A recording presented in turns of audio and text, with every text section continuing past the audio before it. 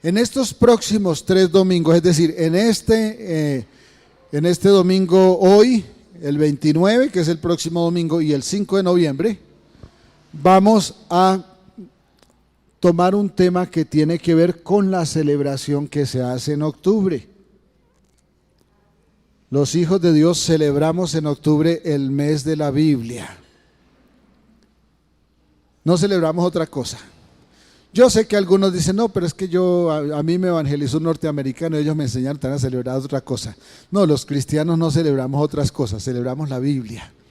¿Por qué? Porque el 31 de octubre de 1517 se promulgó la Reforma, que no fue más que volver a la Biblia.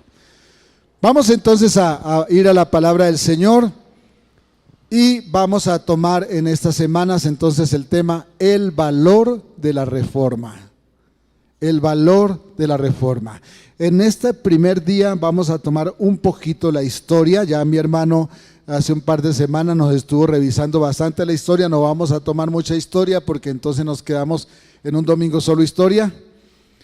Pero es valioso para que nos introduzcamos a lo que dice la Escritura y vayamos al valor que tuvo ese proceso llamado la reforma en la cristiandad, pero también en la sociedad y en el mundo entero. Vamos entonces a leer en la segunda carta del apóstol Pablo a Timoteo, capítulo 3, versículos 16 y 17. Segunda carta a Timoteo 3, 16 y 17. Dice: toda la escritura es inspirada por Dios y útil para enseñar, para redarguir, para corregir, para instruir en justicia, a fin de que el hombre de Dios sea perfecto, enteramente preparado para toda buena obra. Señor, es tu palabra y te suplicamos que nos concedas el privilegio de recibirla, oírla, ponerla por obra y honrarte. Señor, si no abres nuestros oídos, no podemos comprender. Ábrenos por tu Espíritu Santo nuestro entendimiento y danos luz para comprender y hacerla, llevarla por obra.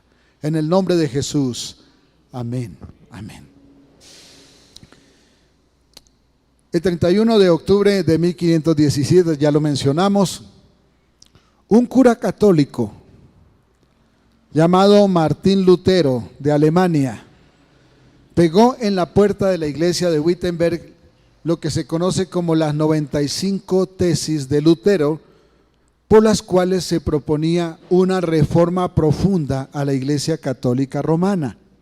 Él no pretendía ni dividir la iglesia, ni crear ninguna otra religión. Él lo que pretendía era reformarla. ¿Por qué? Porque encontró que la práctica de la fe se había desviado de las Escrituras.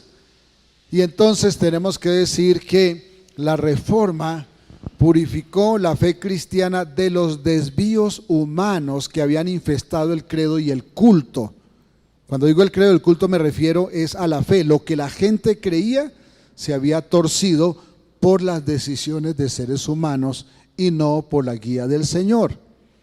Pero también el culto se había trastocado, se había distorsionado. Y lo que hizo la reforma fue entonces guiar a la iglesia, o por lo menos a quienes lo recibieron, para volver a los fundamentos descritos en la Biblia. En este sentido, hermanos, el valor de la reforma no radica en que haya transformado la práctica religiosa de ese tiempo.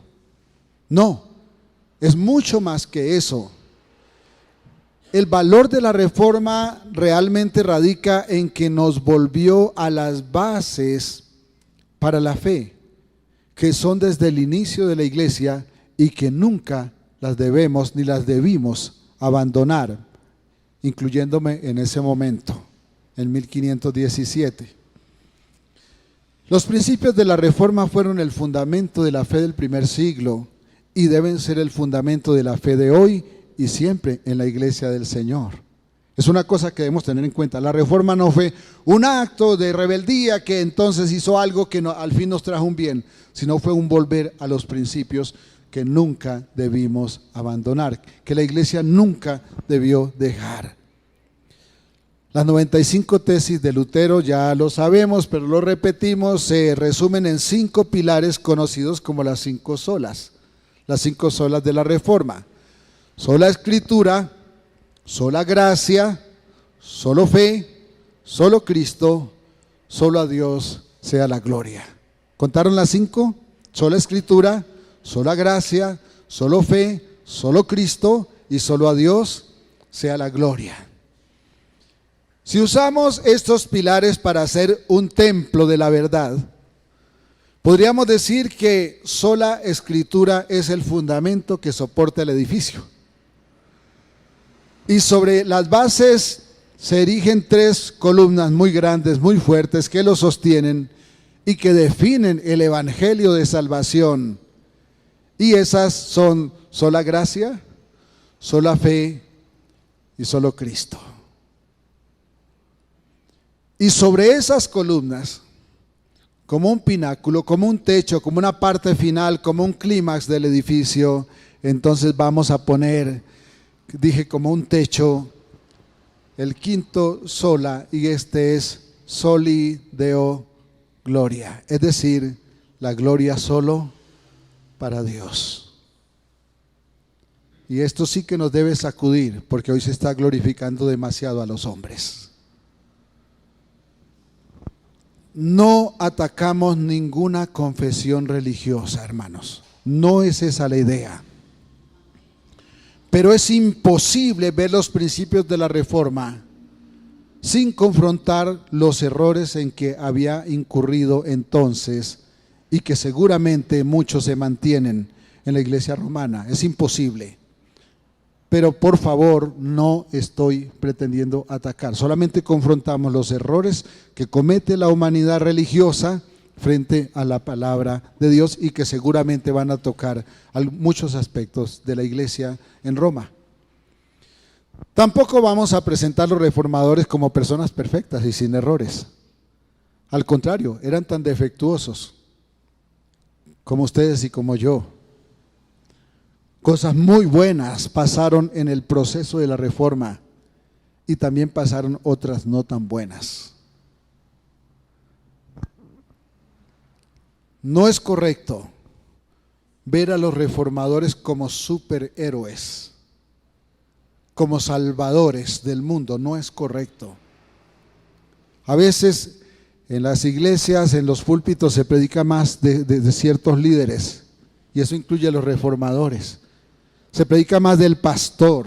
Escuchaba de una iglesia actual, aquí muy cerquita en Bogotá, donde si se va a un salón que hay atrás del altar, ese lugar está lleno de frases del pastor. Debiera estar lleno de textos de la palabra de Dios, si es que lo van a llenar de algo, ¿cierto? Pero está lleno de frases del pastor. No es correcto. Ni con ellos, los de hoy, ni con los del pasado, ni siquiera con los reformadores. Lo que recordamos de los apóstoles del Señor Jesucristo es la palabra que Cristo les encomendó, ninguna otra cosa. Claro que los admiramos, pero no los idealizamos, no los endiosamos. Entonces no los vemos como superhéroes, pero sí como valientes, que estuvieron dispuestos a dar su vida para defender la verdad y la sana fe, por lo cual deben ser valorados en la cristiandad. Repito, la cristiandad debe valorar la entrega que estos hombres hicieron para salvaguardar la sana doctrina y la sana fe.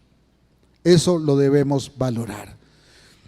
Nuestra intención entonces es remembrar cómo Dios llevó a cabo propósitos sublimes en su iglesia y nos volvió al entendimiento de las Escrituras en este momento clave de la historia a través de estos héroes imperfectos, pero usados por el Señor. La reforma, entonces, amados, aborda el punto central de nuestra situación espiritual. porque de hecho ese era el dilema que tenía Martín Lutero cuando fue a dar su cátedra allí en Wittenberg. Lo trasladaron allí porque donde estaba él ya no se hallaba, su conciencia no podía con sus propios pecados. Era muy complicado sentir que la iglesia le hablaba de obras dignas de Dios y él se sentía culpable de sus propios pensamientos, contra Dios incluso y contra su propio padre, porque lo maltrató demasiado. Y seguro que esa es la historia de muchos de nosotros. Hemos recibido tantos males de ciertas personas, a veces los más cercanos, que entonces lo único que tenemos para decirle a Dios cuando levantamos nuestros ojos es ¿por qué? Y eso nos llega es porque nosotros hemos sido mal enseñados acerca de la fe. La Reforma entonces aborda el punto central de nuestra situación espiritual. Y como les dije, perdónenme, hemos tomado un poco de historia. Les cuento que esta semana releí de nuevo los textos acerca de la Reforma, porque hay detalles hermosos que descubrir. Pero algo importante que usted no debe olvidar y que debe recordar siempre de la Reforma es que apuntó a su situación espiritual. Nos vuelve a definir y entender cómo podemos conocer al Señor y cómo podemos estar en paz con Él. Esto es una cosa que se tiene que recordar de la Reforma. Apuntó a hacernos redefinir porque se había distorsionado, no porque hubiera cambiado el principio, sino porque se había distorsionado, que redefiniéramos y entendiéramos adecuadamente cómo podemos conocer al Señor y cómo estar en paz con Él. ¿Y por qué apunto a esto central? Porque es que la práctica religiosa, la iglesia en el momento había dicho que era a través de obras. Y Martín Lutero estaba terriblemente desesperado porque sus obras no merecían. Él conocía las Escrituras y sabía que sus obras no merecían el perdón de Dios. Claro, hoy los cristianos difícilmente entendemos esto porque nos cuesta tanto ser dedicados a conocer las Escrituras y entonces nos da lo mismo hacer o no hacer, nos da lo mismo buscar al Señor o no buscarlo, incluso congregarnos o no, y no lo tomé a mal ninguno. Pero es importante que recordemos que la Biblia siempre insiste en que nos centremos en nuestra relación con Dios, porque es lo que define nuestro final. Entonces la Reforma pone en la mesa el dilema de nuestro destino eterno y de hallar la diferencia entre caminar al cielo o caminar al infierno. Eso es lo que debemos recordar de este proceso llamado como la Reforma. Olvidarnos de los desaciertos. Olvidarnos de la situación incluso que estaba pasando. Sí, el Papa León X era un hombre muy ambicioso y tenía muchos enemigos. Y entonces compraba enemigos con los dineros. Con el dinero, entonces dilapidó el tesoro de la iglesia romana y entonces tuvo que acudir a las indulgencias para recoger más dinero. Pero no se preocupen, eso no solamente le pasó a él. Mire, levante los ojos al horizonte a ver si no encontramos líderes religiosos haciendo exactamente lo mismo. Y el día que ustedes sientan que en esta iglesia estamos haciendo eso, deben expulsarnos de aquí. Porque la Reforma y la iglesia de hoy se debe centrar en la relación del hombre con Dios. ¿Eso implica aprender cosas? ¿Eso implica disciplinarse en cosas? Claro que sí. Pero no tiene que ver puntualmente con las obras. Tiene que ver con la gracia y la misericordia del Señor. ¿Que eso nos lleva a hacer obras? Sí. Pero nunca lo que es central debe dejar de ser central. Como dije, pone entonces en la mesa el dilema de nuestro destino eterno y de hallar la diferencia entre caminar al cielo y caminar al infierno.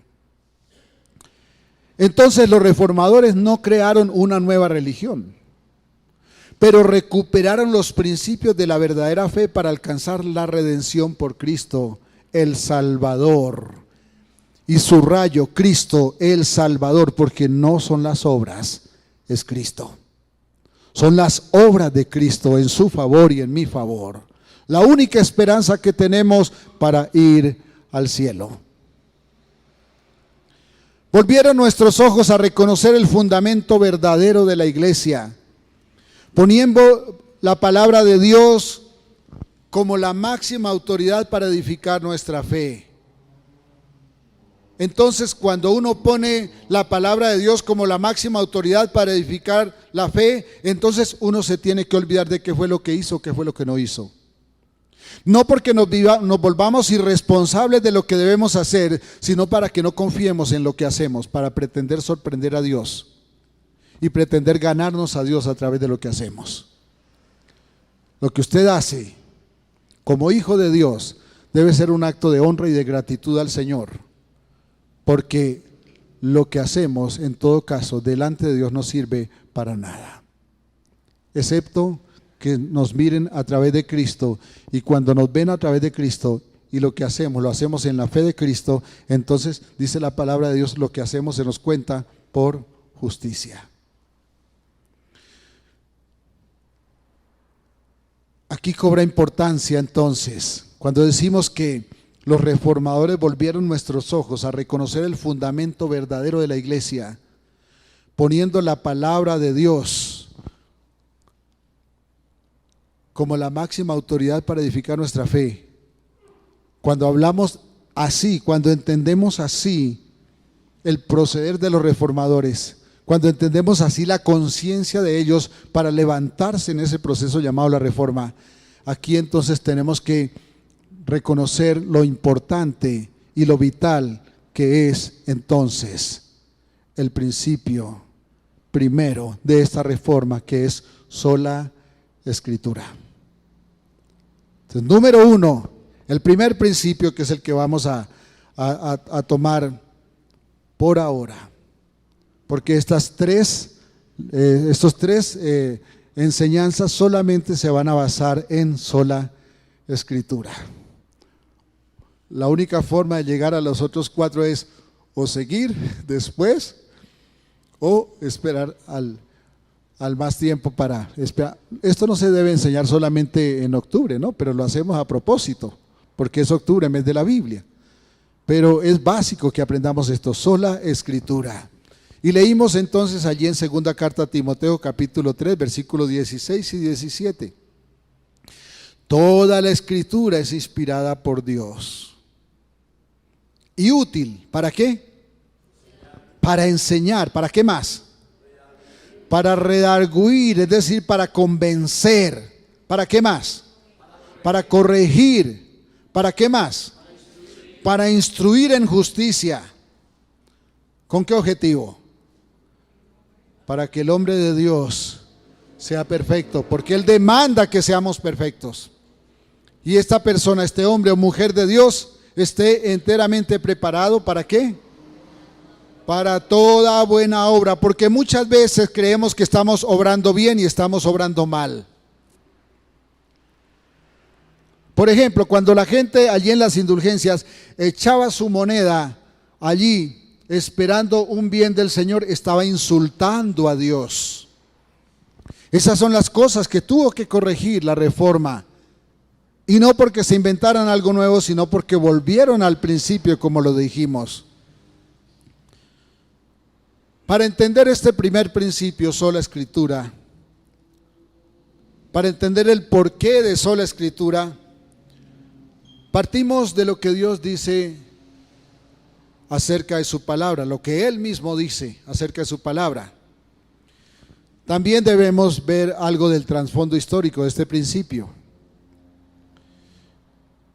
El factor detonante para la reforma fue la venta de indulgencias, pero no fue la única cosa que llevó a la reforma. Fue como el florero de Llorente en el caso de nuestra independencia. Cuando el Papa León X se inventó las indulgencias para recaudar dinero, esto, y especialmente en una cosa que vamos a mencionar ahora, caló tan duro en la conciencia de los reformadores que los llevó a hacer la propuesta y finalmente a rebelarse porque no fue aceptada la propuesta de reformar la iglesia. Pero la venta de indulgencias, ¿en qué consistió? Vamos a escuchar a la misma Iglesia Católica Romana, que fue quien lo definió. Así define la Iglesia Católica la venta de indulgencias. Dice que consiste en la liberación de los castigos temporales que merecen los pecados de los creyentes. Así se definen las indulgencias, que todavía existen. Todavía existen. Algunas por dinero, otras no por dinero, pero existen. Entonces consiste, según lo define la misma iglesia, en la liberación de los castigos temporales que merecen los pecados de los creyentes. Pregunta, ¿en qué estoy de acuerdo? ¿En que los pecados de los creyentes merecen castigos? Claro que sí. Lo que pasa es que la respuesta que le dieron, la salida que le dieron, no fue correcta. Porque se fue por fuera de las Escrituras en vez de ir a las Escrituras y encontrar la respuesta a los pecados de los creyentes.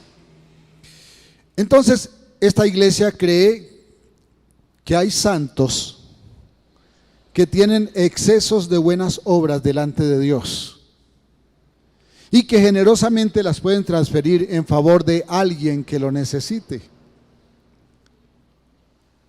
Eso es verdad, así se predica la doctrina. Ellos dicen que hay santos que tienen excesos de buenas obras ante Dios, que son muy generosos, por eso interceden por nosotros.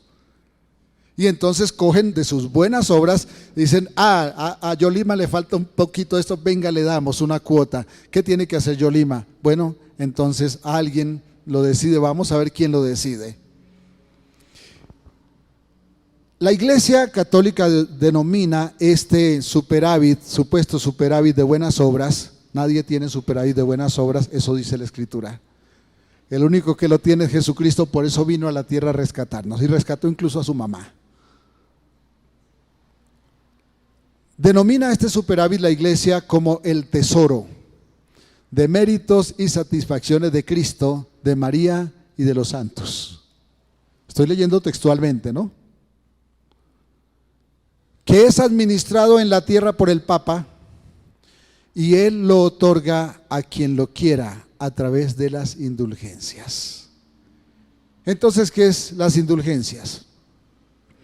Pues un beneficio que el Papa confiere a alguien, donde una parte del superávit de santidad de un santo se le transfiere a alguien que lo necesita. Y a León X se le ocurrió algo genial, venderlos por plata. El fondo de las indulgencias no fue el dinero. El fondo de las indulgencias fue transferir beneficios, transferir méritos. Pero como él era un hombre negociante, tenía muchos enemigos, malversaba los fondos del Vaticano, comprando amigos porque tenía muchos enemigos. De hecho, se cree que murió envenenado y se cree que lo envenenaron 2 veces. Una vez se comprobó, la última vez sencillamente se selló con su muerte y no investigaron más. Pero murió a muy corta edad y muy seguramente envenenado por la forma como reaccionó su cuerpo tras la muerte. Dije con todo respeto, la mejor forma que se le ocurrió a este hombre para recaudar fondos fue vender las indulgencias. Pero no nos asustemos, eso estamos haciendo hoy en muchos púlpitos, vendiendo indulgencias. Pastores vendiendo indulgencias, se hacen llamar profetas, apóstoles o cualquier otra cosa, vendiendo indulgencias. Hermano, si usted alguna vez fue a una iglesia de esas y quiere volver, no vuelva. ¿Quiere un buen consejo? No vuelva, salga corriendo. Ya dije que entonces León X malgastaba los fondos comprando seguidores, porque tenía enemigos. Pero es que además requería dinero para construir lo que hoy se conoce como la Basílica de San Pedro. Ustedes la han visto, si no han ido personalmente, la han visto en videos. Y entonces emitió un gran número de bonos de indulgencia. Hoy son los bonos de deuda pública, ¿no? Aquellos eran los bonos de indulgencia. ¿Para qué? Para recoger el dinero. Y dije que esto fue la gota que rebosó la copa en los reformadores y les voy a decir por qué. Un detalle que me pareció hermoso releyendo la historia que ya había leído pero la había olvidado. Resulta que en Alemania ese fondo lo manejó un monje llamado Johann Tetzel, el cual él era un hombre muy astuto y además de buen verbo. Ese sabía hablar más que cualquiera de los predicadores de acá. Y el hombre convencía, porque era un gran orador. Y este hombre ofrecía perdón de pecados y salida del purgatorio para los familiares muertos que tuvieran deudas todavía con el Señor. Y voy a leer textualmente lo que él decía. Mire lo que decía Tetzel, Johann Tetzel, este monje alemán. Las indulgencias son la dádiva más preciosa y más sublime de Dios. Cristianos, ¿cuál es la dádiva más preciosa y más sublime de Dios? Alguien que lo diga. Jesucristo. Y la segunda, las Escrituras. Y de ahí seguimos hasta llegar a nuestra redención. Amén. Pero este hombre que era muy hábil decía, son las indulgencias. Y entonces llevaba una cruz de madera suficientemente grande y decía, esta cruz tiene tanta eficacia como la cruz de Cristo. Uf. Mire lo que decía, venid y os daré bulas que perdonarán aún los pecados que cometáis en el futuro. No hay pecado grande que la indulgencia no pueda perdonar. Ni aún el arrepentimiento es necesario. ¡Qué herejía! Hermanos, es que los políticos de hoy se les quedan en pañales. ¿Sabe por qué? Porque es mucho más fácil manipular con la religión que ni con la misma habilidad política. Ni aún el arrepentimiento es necesario. En el mismo momento, sigo leyendo lo que él decía textualmente, en el mismo momento en que la moneda suena en el fondo de la caja, el alma sale del purgatorio.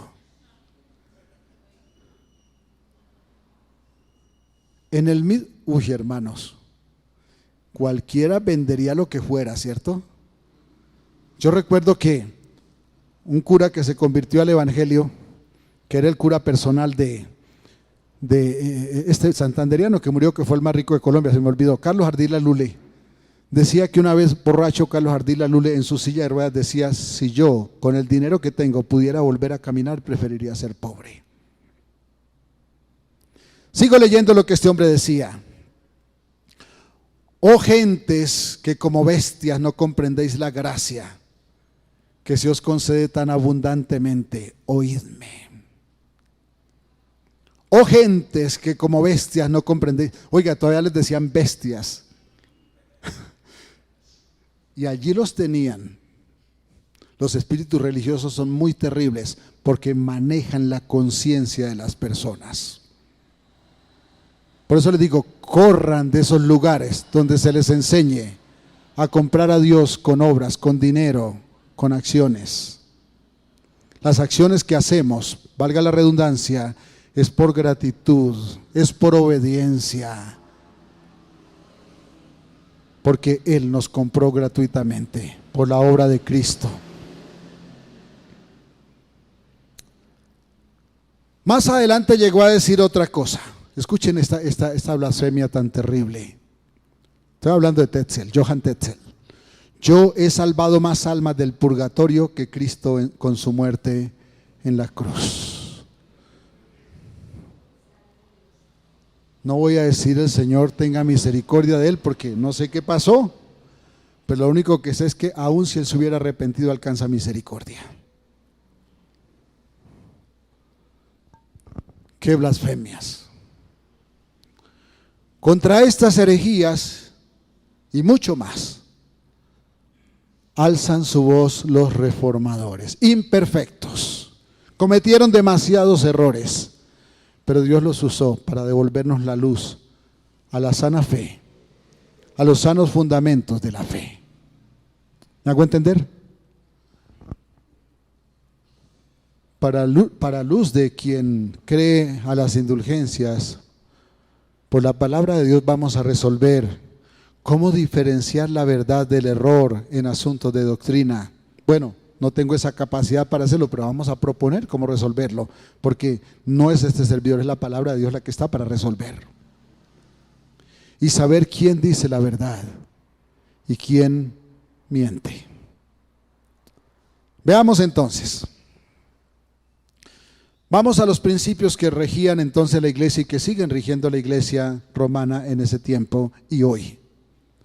Ella reconoce igual autoridad a la Biblia, igual que la Biblia, igual autoridad a la tradición, las decisiones de los concilios, que son los concilios, las reuniones de obispos para tomar decisiones sobre la doctrina, y a las decisiones del Papa. Repito, esta iglesia reconoce igual autoridad a la Biblia, la tradición, las decisiones de los concilios y las decisiones del Papa. Los reformadores, con todos sus errores, basaron su enseñanza de la fe y resolvieron toda discusión teológica solo en escudriñar la palabra de Dios. Amén. La gloria sea para el Señor, no por esos hombres, sino por el Señor que los usó. Amén. De ahí entonces el principio de sola escritura. ¿Comprendemos ahora de dónde les salió a ellos la inspiración para decir por qué sola escritura? Se había distorsionado terriblemente la resolución de preguntas, de inquietudes acerca de los fundamentos de la fe. Y esto es coherente, amados hermanos, porque solo Dios es perfecto. Entonces su palabra es perfecta. Luego entonces es la única voz autorizada para resolver nuestra situación con Dios. Porque dijimos que la reforma nos volvió a resolver mi situación con Dios, su situación con Dios. Nos volvió a resolver a dónde camina usted ahora mismo, al cielo o al infierno. ¿Cómo saberlo? ¿Cómo descubrirlo? ¿Cómo estar seguros? Por la sola escritura. Si es coherente porque Dios es perfecto y su palabra es perfecta, entonces lo demás es añadidura de los hombres y es herejía y es un engaño a los creyentes. En enero de 1521 Lutero fue llamado a comparecer ante la llamada dieta de Worms. ¿Qué era una dieta? Era como un tribunal, ¿no? Donde se salía o condenado o justificado. En ese momento acaba de ser nombrado como emperador Carlos V de España y I de Alemania, el cual revivió lo que se conoció como el Imperio Romano y lo llamaron el Sacro Imperio Romano Germánico. Y Lutero fue llevado ante el nuevo emperador y toda escoba nueva barre bien. Yo me imagino al recién nombrado emperador, porque antes era rey de España, allí delante de Lutero con sus ojos con ganas de fusilarlo. Y Lutero fue esperanzado de defender con sus argumentos, con sanos argumentos, basados en la Biblia, su postura, pero no se le permitió responder nada, o no se le escuchó acerca de sus argumentos, solamente se le permitió responder dos preguntas. La primera, si los escritos que habían puesto sobre la mesa, que eran los escritos de Lutero, si esos eran escritos de él, si él reconocía que eran sus escritos, y él dijo, sí, claro que sí, son míos. Y la segunda, si se retractaba de todo lo que estaba allí escrito. Bueno, él respondió inmediatamente, sí, son mis escritos, pero la segunda pregunta sí les pido tiempo. Le concedieron 24 horas. Esto es historia, hermanos. Esto no se lo sabe Edgar Osorio de memoria. Esto lo repasé esta semana. Esto es historia. Pidió tiempo para responder la segunda y le dieron 24 horas. Al otro día resumo, ¿no? Dijo que se retractaría de todos sus escritos si le probaban por la Biblia que estaba equivocado. Dijo, si me prueban por la Biblia que estoy equivocado, me retracto de todo eso. Pero ni Carlos V ni los que estaban con él estaban dispuestos, ni los obispos, ni nadie estaban dispuestos a discutir las razones, ya lo dije. Solo querían saber si se retractaba o no. Entonces, cuando Lutero entendió que no lo iban a escuchar, les dijo, si no me convencen por las Escrituras o por un argumento evidente, puesto que no le creo al Papa ni a los concilios, porque consta que han errado y se han contradicho muchas veces, quedo sujeto a los pasajes de las Escrituras aducidos por mí, y mi conciencia está cautiva de la palabra de Dios. ¡Aleluya! Mi conciencia está cautiva de la palabra de Dios. Su conciencia tiene que estar cautiva de la palabra de Dios. De otro modo, quien no lo haga camina al infierno. No caminamos al cielo porque hagamos cosas buenas, sino porque estamos cautivos a su palabra, porque creemos que mi única salida, nuestra única salida es Cristo. Nadie más. La obra de Cristo, alguna vez se los dije hace poco, la salvación sí es por obras, pero no por las suyas ni por las mías, sino por las de Cristo. Amén. Yo no puedo, continuó diciendo Lutero, ni quiero retractarme de nada. Escúcheme, yo no puedo es una cosa de estar cautivo, pero no querer es una cosa de fe. Amén. No poder es una cosa de estar cautivo a la palabra de Dios, pero no querer es una cosa de fe, lo cual nos corresponde a nosotros también. Ay, hermanito, es que hoy amanecí como maluco, entonces por eso mejor no. Yo no puedo ni quiero retractarme de nada, porque no es recto obrar contra la conciencia. Y finaliza su discurso diciendo que Dios me ayude. Es decir, que Dios sustente mi fe. Porque no puede por su cautividad, pero además no quiere por su fe. Amén. Aleluya.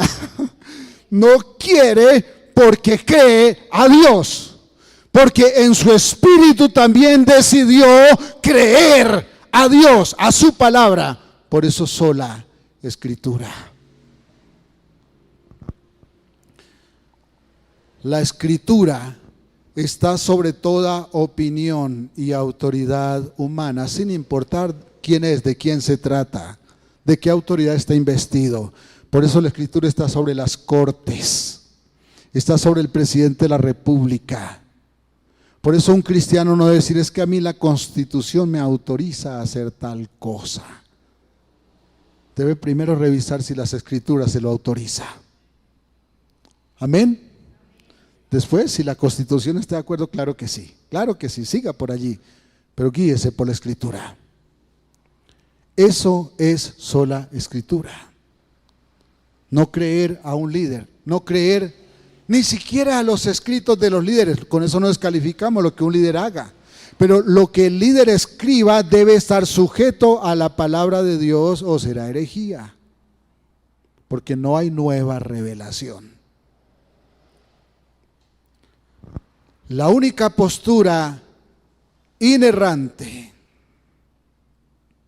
sin despreciar, como dije, lo que el buen uso que hacen hombres de los dones que Dios les da, eso no lo despreciamos, pero la única postura inerrante es la Biblia, y ninguna postura humana puede descalificarla. Ninguna postura humana, ni su querer, ni su sentir, porque aquí estamos juzgando a ciertos líderes religiosos, pero ahora vamos a mirarnos hacia adentro. ¿Cuántas veces mi sentir o mi querer contradice las Escrituras? Así que le va a tocar decirse a sí mismo, sola Escritura. Amén. sola escritura. La Biblia tiene la última palabra. Entender el principio de sola escritura supone entonces comprender varias cosas. Hoy vamos a mencionar las primeras. En 8 días continuamos. Entender el principio de sola escritura supone comprender varias cosas. Primero, 2 Timoteo 3, 16 y 17. Lo repito, perdone que lo repita. Toda la escritura es inspirada por Dios y útil para enseñar, para redarguir, para corregir, para instruir en justicia, a fin de que el hombre de Dios sea perfecto, enteramente preparado para toda buena obra. Entonces, entender el principio de sola escritura supone entender que la Biblia es inspirada por Dios. Supone entender que la Biblia es inspirada. Entender esto significa entender que aunque la Biblia fue escrita a través de manos humanas, cada palabra que está en ella fue inspirada por el Señor a través del Espíritu Santo. Cada palabra de la Biblia es la voz del Señor y es útil para resumir el texto, para llevar a la madurez total a cualquier persona. Leer la Biblia es oír al propio Dios hablar, dijo Juan Calvino. ¿Usted quiere oír audiblemente la voz de Dios? No se arrodille a rogarle que le hable. Abra la Biblia y léala en voz alta. Amén. ¿Quiere que Dios le hable audiblemente? No se arrodille a suplicarle que le hable. Léala en voz alta. ¿Sabe qué bendición tiene leerla en voz alta? Que los demonios escuchan y se debilitan y salen huyendo. Eso es una bendición.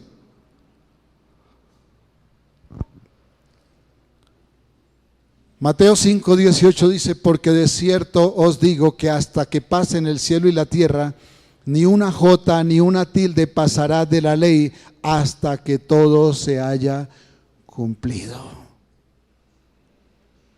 Significa que no dejará de cumplirse ni la letra más pequeña que está escrita en la palabra de Dios, porque eso eran la jota y la tilde, las más pequeñas de la escritura hebrea. Entonces la Biblia, hermanos, escúcheme bien esto, la Biblia no es una guía para el creyente. Perdón, no estoy diciendo herejía. La Biblia no es una guía para el creyente, es mucho más que eso.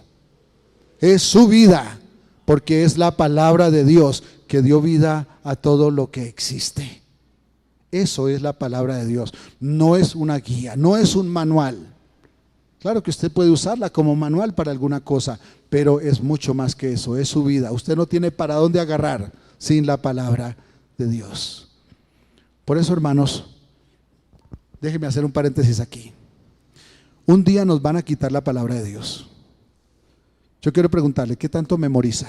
¿Qué tanto la sabe? ¿Qué tanto la maneja? Ese día no va a poder llamar a su pastor, porque ese día su pastor va a tener que botar el teléfono celular para que no lo ubiquen. Y ese día usted también va a tener que botar su teléfono celular para que no lo ubiquen. Y tal vez si no le toca a usted, le toca a sus hijos o a sus nietos, ¿no? Qué sé yo. Pero muy probablemente nos toque a nosotros. ¿Cómo nos preparamos? Aprendiendo la palabra de Dios, manejándola, internizándola, viviendo por ella, comiendo de ella. Número 2, 1.2, perdón. Entender sola escritura supone entender que la Biblia es inerrante e infalible. Ya dije, supone entender que la Biblia es ¿qué? Inspirada. Luego, si es inspirada, no es un manual, es su vida. Porque por la voz de Dios, por la voz salida de la boca de Dios fue hecho todo lo que existe. Eso nos incluye. Segundo, 1.2, entonces supone entender que la Biblia es inerrante e infalible, porque es palabra de Dios. Pero leamos la escritura porque no se trata de que alguien lo diga, sino que Dios mismo lo diga. Salmos 19, 7 al 11. La ley de Jehová es perfecta, que convierte el alma, que la transforma, que la regenera, que le da nueva vida, que le cambia su naturaleza. El testimonio de Jehová es fiel, que hace sabio al sencillo, es decir, a cualquiera de nosotros que acuda a ella con fe. Los mandamientos de Jehová son rectos, que alegran el corazón. El precepto de Jehová es puro, que alumbra los ojos. El temor de Jehová es limpio, que permanece para siempre. Los juicios de Jehová son verdad, todos justos. Deseables son más que el oro, y más que mucho oro afinado, y dulces más que miel, y más que la que destila del panal. Tu siervo es además amonestado con ellos, y en guardarlos hay grande galardón, porque Dios es tan bueno que nos recompensa de lo que Él mismo nos da. Así es. Salmos 19, 7 al 11. La Biblia, amados, no contiene error. No dice nada equivocado, porque su autor es perfecto y no se equivoca, por eso es 100% confiable. Su pastor no es confiable. Su líder no es confiable. El predicador internacional que escucha no es confiable. Es triste cuando escucho por ahí decir, no, es que yo escuché a fulano de tal que lo dijo. No, vaya a las escrituras, porque puede decirlo el más reconocido de todos. Es más, les dije hace un tiempo que las estadísticas han revelado, las estadísticas de seguimiento, han revelado que los que se hacen llamar profetas hoy en día y que predicen cosas, se les cumple el 15% máximo. La Biblia se cumple el 100%. 100%. El Señor cumplirá cada una de sus promesas. Escúcheme bien. El Señor cumplirá cada una de sus promesas. Y aquí todos decimos amén, ¿cierto? Pero escuche lo que viene enseguida. Pero también ejecutará cada uno de sus juicios, profecías y advertencias. Así que no solamente nos quedemos con que es que Dios me prometió, es que también tiene juicios, es que dijo que va a ser y se cumplirá, y tercero, advierte. Y eso es para usted y para mí. Los concilios, los papas y todos los líderes religiosos se han equivocado, pero la Biblia no se equivoca, no se ha equivocado nunca, porque es enteramente palabra de Dios. Salmos 12, 6. Las palabras de Jehová son limpias como plata refinada en horno de tierra, purificada 7 veces. ¿Sabe qué quiere decir cuando dice purificada 7 veces? 7 es el número perfecto. Está diciendo es perfecta. Es perfecta.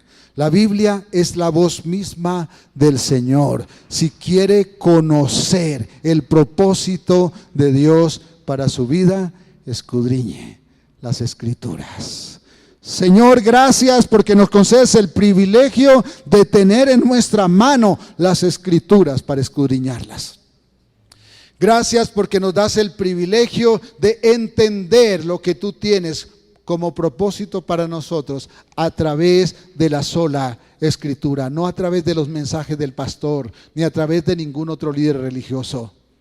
Señor, gracias porque pusiste hombres valientes que ofrendaron su vida para volver a estos principios cuando tu iglesia se había desviado tanto de los principios verdaderos. Gracias porque en todo nos das el privilegio de encontrar la verdad a través de tu palabra.